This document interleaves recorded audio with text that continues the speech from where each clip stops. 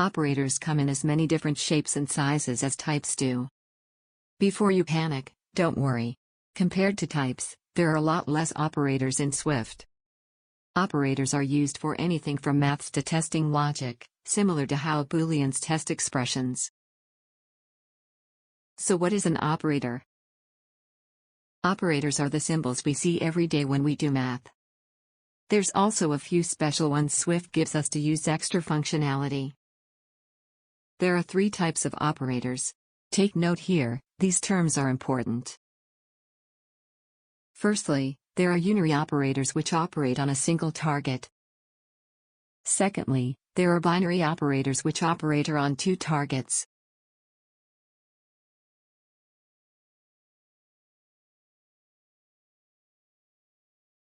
You've just been given 3 new terms.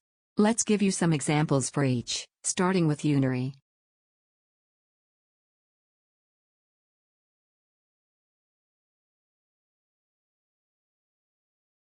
Don't worry about how crazy this looks at first glance, just take note of how each works.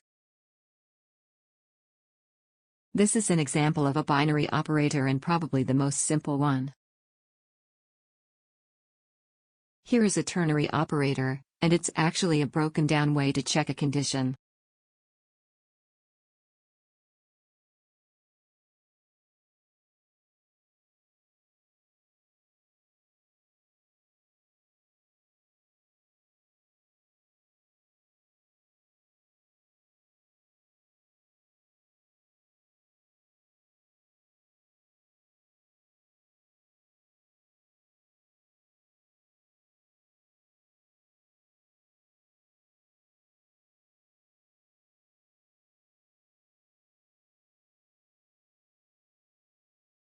Let's check out how unary operators work first.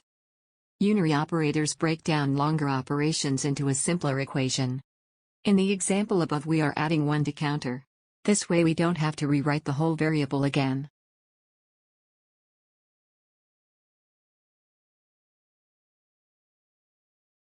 Now let's look at binary operators. We can add together the amount of fruit we have in total. All we have to do is add 2 variables. Finally, let's take a look at ternary operators. Since we didn't get to control flow yet, this one may be somewhat confusing. In short, it checks if A is true and then return B if it is or C if it isn't.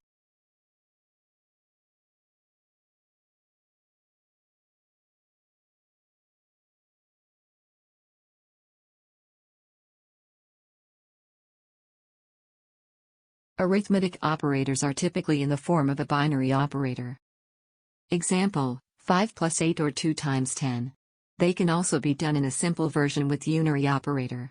We'll get to this one later though. As you've seen, they're mostly used for math but can also be used for adding strings. We will learn this at a later stage. The basic operators for math are made up of plus and %. These are often used to perform math operations and assign it to an integer. For example, we can add up 2 values as shown below. Most of the symbols are things we've seen before in either basic math or in our everyday life. Starting with the plus and, these do what you would expect. The plus adds 2 values together and the subtracts them. The multiplies 2 values together and the divides them. The last symbol, %, is the most complex one. Similar to the division symbol, it divides out how many times a number goes into it and then gives you the remainder. An example of this would be 5% 12 returns 2. This is because 5 goes in twice and leaves 2 left over at the end.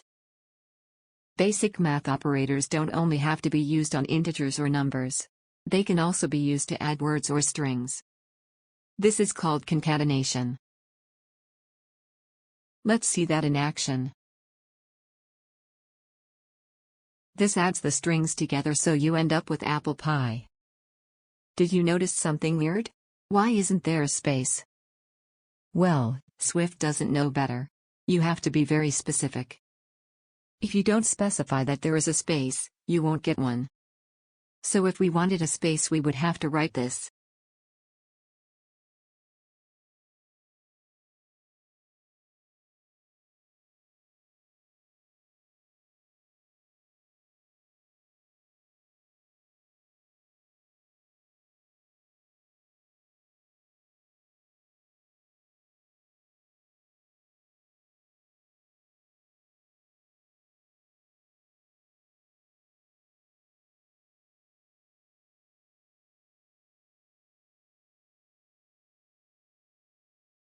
Comparison operators do exactly what you think, they compare things. Every time you compare something, you're given a true or false statement in return. There is a list of different comparison operators you can use to test if something is true or false. The first operator we'll meet is the double equals or equals equals. This checks to see if it's equal to something else. This statement returns a true value to us because we all know 1 is equal to 1. You might be wondering why we don't just use an equals sign? That's because we assign values to variables with the help of equals sign. In this case, it would return a true value again. This is because 1 is not equal to 2. If you want to have a not equals to value, you would write your expression like this. 1 equals 2.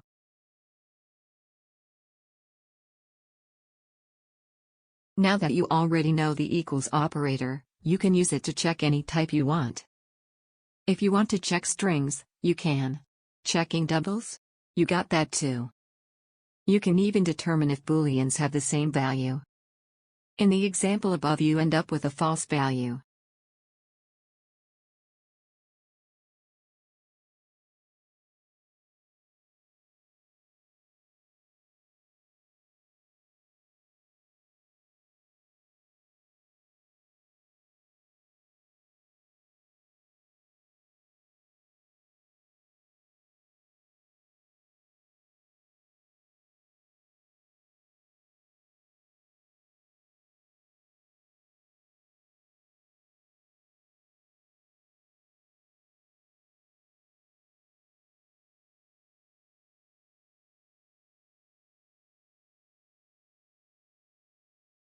Most of the time, if you aren't comparing equal values, you'll be comparing numbers.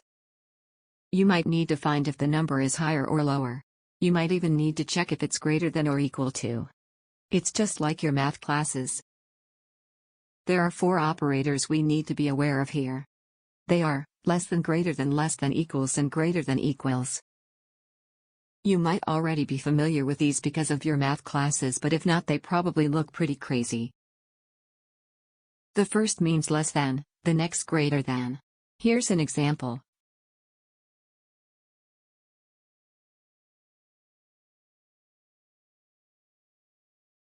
Just like the last time, these expressions return either a true or false value. The last expressions are less than equals and greater than equals, and they just mean the number can be greater than or equal to and less than or equal to. This would return a false value because we all know 7 is way greater than 2.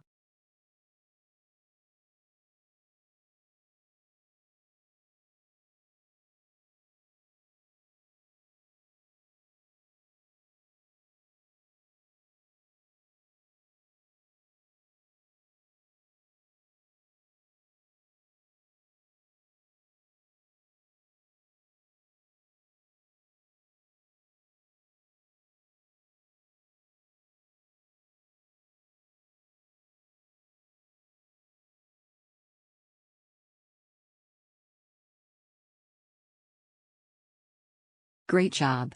You've been doing so good so far. You're getting closer and closer to being able to code on your own. In the next lesson, we'll learn about arrays.